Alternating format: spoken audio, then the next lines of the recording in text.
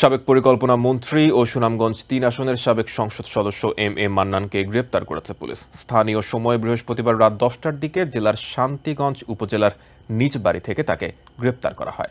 সুনামগঞ্জের police super আ.ফ.ম. Anwar Hossain Khan বিষয়টি নিশ্চিত করেছেন। সুনামগঞ্জ শহরে গত ৪ অগাস্ট ছাত্র জনতার আন্দোলনের সময় শিক্ষার্থীদের ওপর হামলার ঘটনায় ২ সেপ্টেম্বর সদর মডেল থানায় একটি মামলা হয়। জেলার দোয়ারাবাজার উপজেলার বাসিন্দা হাফিজ আহমেদ দ্রুত বিচার আইনে মামলাটি দায়ের করেন। এ মামলায় এম এ মান্নান সহ ৯৯ জনকে আসামি করা হয়।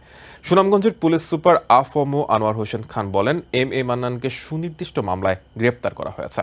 তিনি সদর থানায় পুলিশ হেফাজতে আছেন।